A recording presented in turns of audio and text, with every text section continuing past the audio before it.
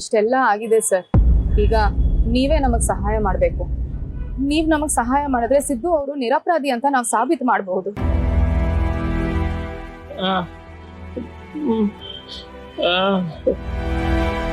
ನಿಮ್ಮ ಸಿಚುಯೇಷನ್ ನನಗೆ ಅರ್ಥ ಆಗುತ್ತೆ ಮೇಡಮ್. ಆದರೆ ಏನು ಮಾಡೋದು, ಕೋರ್ಟಲ್ಲಿ ಸಿದ್ದವರು ನಾನೇ ತಪ್ಪು ಮಾಡಿದ್ದೀನಿ ಅಂತ ಒಪ್ಕೊಂಡಿದ್ದಾರೆ. ಅವರು ತಪ್ಪು ಮಾಡಿಲ್ಲ, ನಿರಪರಾಧಿ ಅಂತ ನಾವು ಪ್ರೂವ್ ಮಾಡಬೇಕಾದ್ರೆ ಇನ್ನು ಬಲವಾದ ಸಾಕ್ಷಿಗಳು ಬೇಕಾಗುತ್ತೆ. ಇಷ್ಟೇ ಸಾಕಾಗಲ್ಲ ಮೇಡಮ್. ಇಲ್ಲ ಸರ್, ಈಗಾಗಲೇ ನಾನು ಕಲೆಕ್ಟ್ ಮಾಡಿರೋ ಎಲ್ಲ ಸಾಕ್ಷಿಗಳ ಬಗ್ಗೆ ಹೇಳಿದ್ನಲ್ಲ, ಅದನ್ನ ಇಟ್ಕೊಂಡು ನಾವೇನು ಮಾಡೋಕ್ಕಾಗಲ್ವಾ? ಈ ಸಾಕ್ಷಿಗಳಿಂದ ಸಿದ್ದು ಅವರು ಆಕ್ಸಿಡೆಂಟ್ ಮಾಡಿಲ್ಲ ಅಂತ ಅನುಮಾನ ಬರುತ್ತೆ, ಆದರೆ ಮಾಡೇ ಇಲ್ಲ ಅಂತ ಪ್ರೂವ್ ಮಾಡೋದಕ್ಕೆ ಆಗೋದಿಲ್ಲ ಮೇಡಮ್. ಅದು ಇಲ್ಲಿ ಪ್ರಾಬ್ಲಮ್ ಆಗಿರೋದು.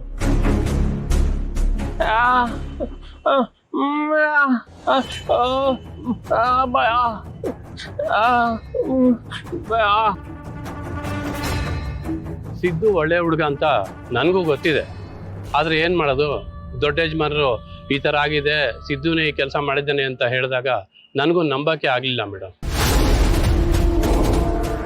ಆದರೆ ಏನು ಮಾಡೋದು, ಈ ಹಿಂದೆ ಇದ್ದು ಇನ್ವೆಸ್ಟಿಗೇಷನ್ ಮಾಡಿದ್ದು ಇನ್ಸ್ಪೆಕ್ಟರ್ ಇದ್ರಲ್ಲ, ಅವ್ರು ಸರಿಯಾಗಿ ಇನ್ವೆಸ್ಟಿಗೇಷನ್ ಮಾಡದೇ ಇರೋದ್ರಿಂದ ಈ ಪ್ರಾಬ್ಲಮ್ ಆಗಿದೆ. ಈಗ ನೀವು ಸಾಕ್ಷಿಗಳನ್ನ ಕೊಟ್ಟಿದ್ದೀರಲ್ಲ, ಇದನ್ನ ಇಟ್ಕೊಂಡು ಸರಿಯಾಗಿ ಇನ್ವೆಸ್ಟಿಗೇಷನ್ ಮಾಡ್ತೀವಿ, ಎಲ್ಲ ಒಳ್ಳೆಯದೇ ಆಗುತ್ತೆ. Thank you so much sir. ಇದಕ್ಕೆಲ್ಲ ಥ್ಯಾಂಕ್ಸ್ ಯಾಕೆ ಮೇಡಮ್? ಒಬ್ಬ ಹೆಣ್ಮಗಳಾಗಿ ನಿನ್ನ ಗಂಡನ್ನ ಉಳಿಸ್ಕೊಳ್ಳೋದಕ್ಕೆ ನೀನು ಎಷ್ಟು ಪ್ರಯತ್ನ ಮಾಡ್ತಾ ಇದೆಯಾ ಅಂತ ನಾವು ನೋಡ್ತಾ ಇದ್ವಿ. ನಿಮ್ಮ ಜಾಗದಲ್ಲಿ ಬೇರೆ ಯಾರಾದರೂ ಹೆಣ್ಮಗಳಿದ್ದಿದ್ರೆ ಅದನ್ನು ಕಲ್ಪನೆ ಮಾಡ್ಕೊಳ್ಳೋದಕ್ಕೂ ಆಗ್ತಾ ಇಲ್ಲ. ಆದರೆ ನೀವು ಧೈರ್ಯವಾಗಿ ಇದನ್ನು ಎದುರಿಸ್ತಾ ಇದ್ದೀರಿ. ನಾವು ಪೊಲೀಸ್ ಆಗಿ ನಿಮಗೆ ಇಷ್ಟು ಸಹಾಯ ಮಾಡಲಿಲ್ಲ ಅಂದರೆ ಹೇಗೆ?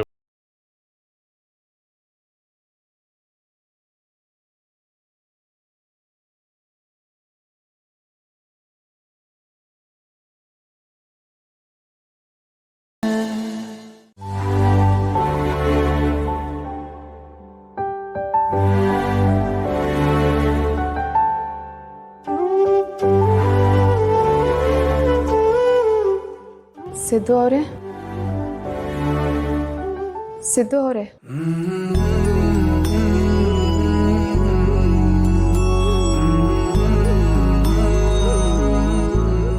ಮೇಡಮರೇ, ನೀವೇನಲ್ಲಿ? ಸಿದ್ದು ಅವರೇ, ನನಗೆ ನಿಮ್ಮನ್ನು ಬಿಟ್ಟಿರೋಕೆ ಆಗ್ತಿಲ್ಲ. ನಿದ್ರೆ ಬರ್ತಿಲ್ಲ. ಕೂತ್ರೆ ನಿಂತ್ರೆ ನಿಮ್ಮದೇ ನೆನಪು. ನನಗೆ ನಿಮ್ಮ ಜೊತೆನೇ ಇರಬೇಕು ಅಂತ ಅನ್ನಿಸ್ತಿದೆ. ಅಯ್ಯೋ ಅಲ್ಲ ಮೇಡಮರೇ, ನೀವೇನು ಹೇಳಬೇಡಿ ಸಿದ್ದು ಅವರೇ, ನಾನು ನಿಮ್ಮನ್ನ ತುಂಬ ಪ್ರೀತಿಸ್ತಿದ್ದೀನಿ. ನಾವಿಬ್ರು ಹೇಗೆ ಮದುವೆ ಆದ್ವಿ ಅನ್ನೋದು ಮುಖ್ಯ ಇಲ್ಲ, ಆದರೆ ನಾವು ಹೇಗೆ ಜೀವನ ನಡೆಸ್ತಿದ್ದೀವಿ ಅನ್ನೋದು ಮುಖ್ಯ ಆಗುತ್ತೆ. ನೀವಿಲ್ಲದೆ ನನ್ನ ಬದುಕು ಖಾಲಿ ಖಾಲಿ ಅನ್ನಿಸ್ತಿದೆ. ಅದೆಲ್ಲ ಸರಿ ಮೇಡಮರೇ, ಆದರೆ ನೀವು ಇಷ್ಟೊತ್ತಲ್ಲಿ ಇಲ್ಲಿರೋದು ನನ್ಗೆ ಯಾಕೋ ಸರಿ ಕಾಣಿಸ್ತಿಲ್ಲ. ನಿಮ್ಮ ಮನೆಗೆ ಹೋಗಿ. ಇಲ್ಲ ಸಿದ್ದು ಅವರೇ, ನಾನು ಇಲ್ಲೇ ಇರ್ತೀನಿ. ಮೇಡಮರೇ ಬೇಡ ಮೇಡಮರೇ, ದಯವಿಟ್ಟು ನನ್ನ ಮಾತು ಕೇಳಿ. ಇಲ್ಲ ಸಿದ್ದು ಅವರೇ, ನಾನು ಇಲ್ಲೇ ನಿಮ್ಮ ಜೊತೆನೇ ಇರ್ತೀನಿ. ಬೇಡ ಮೇಡಮರೇ, ಬೇಡ ಮೇಡಮರೇ, ಬೇಡ ಮೇಡಮರೇ, ಬೇಡ ಮೇಡಮರೇ, ಮೇಡಮರೇ.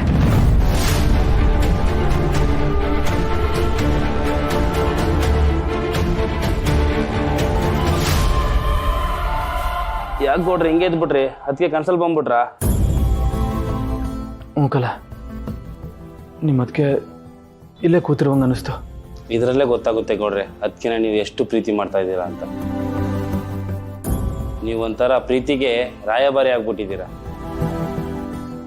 ಸೂಪರ್ ಗೌಡ್ರೆ, ನೀವು ಸೂಪರ್.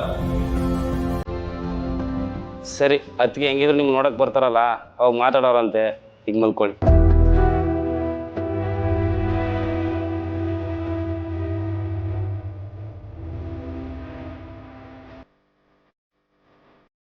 ನೋಡಪ್ಪ, ಒಣಗೋಗಿರೋ ಮರಕ್ಕಿಂತ ಚಿಗುರ್ತಾ ಇರೋ ಬಳ್ಳಿ ಬಗ್ಗೆ ಯೋಚನೆ ಮಾಡ್ಬೇಕಲ್ವಾ?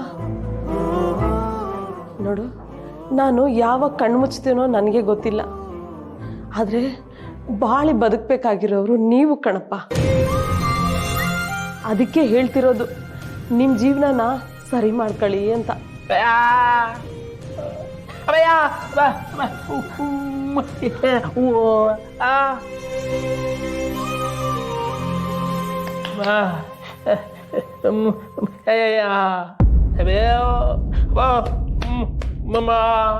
ಅಬ್ಬಾ ಓ ವೆಂಕಿ, ನಾನು ಹಠ ಮಾಡ್ತಿದ್ದೀನಿ ಅಂತ ಹೇಳ್ತಿದೀಯಲ್ಲ, ನೀನು ಅದನ್ನೇ ತಾನೇ ಮಾಡ್ತಿರೋದು. ನೋಡು, ನನ್ನ ಕಣ್ಣಿನ ಬಗ್ಗೆ ಯೋಚನೆ ಮಾಡೋದಕ್ಕಿಂತ ನಿನ್ನ ಬಗ್ಗೆ ಯೋಚನೆ ಮಾಡಪ್ಪ. ನಿನಗೆ ಮಾತು ಯಾಕೆ ಅರ್ಧದಲ್ಲೇ ನಿಂತೋಯ್ತು, ಕಿವಿ ಯಾಕೆ ಕೇಳಿಸ್ತಿಲ್ಲ, ಇದ್ರ ಬಗ್ಗೆ ನೀನು ಯೋಚನೆ ಮಾಡಪ್ಪ. ಇದನ್ನ ಸರಿಪಡಿಸ್ಕೊಳ್ಳೋಕ್ಕೆ ಏನಿದೆ ದಾರಿ ಅಂತ ಅದನ್ನ ಯೋಚನೆ ಮಾಡು ವೆಂಕಿ. ಅದನ್ನ ಬಿಟ್ಟು ಹೋಗೋ ಈ ಮುದುಕಿಗೆ ಯಾಕೆ ದುಡ್ಡು ಖರ್ಚು ಮಾಡ್ತೀಯಾ?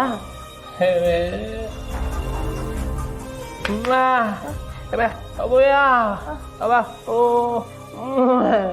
ಅಬ್ಬ ಅಬ್ಬಯ್ಯ ಓ ಅಬ್ಬ ಅಬ್ಬಯ್ಯ ಅಬ್ಬ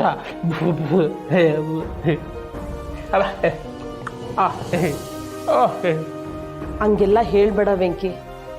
ಬದುಕು ಯಾವಾಗ ಬದಲಾಗತ್ತೆ ಅಂತ ಯಾರಿಗೂ ಹೇಳಕ್ಕಾಗಲ್ಲ. ದೇವ್ರ ದಯೆ ಒಂದಿದ್ರೆ ಮಾತು ಬರ್ದೇ ಇರೋಂಥವ್ರು ಕೂಡ ಮಾತಾಡ್ತಾನೆ, ಕಿವಿ ಕೇಳಿಸ್ಲಿಲ್ಲ ಅಂದವ್ರು ಕೂಡ ಕಿವಿ ಕೇಳಿಸ್ಕತಾನೆ ಕಣಪ್ಪ. ಅದಕ್ಕೆ ದೇವ್ರ ಮೇಲೆ ಭರೋಸೆ ಇಟ್ಟು ನಿನ್ನ ಸಮಸ್ಯೆನ ಪರಿಹಾರ ಮಾಡೋದ್ರ ಕಡೆ ಗಮನ ಕೊಡು ವೆಂಕಿ. ನೀನ್ ನನ್ನ ಮಾತು ಕೇಳಲಿಲ್ಲ ಅಂದ್ರೆ ನನ್ನ ಮ್ಯಾಕ್ ಆಣೆ ನೋಡಪ್ಪ.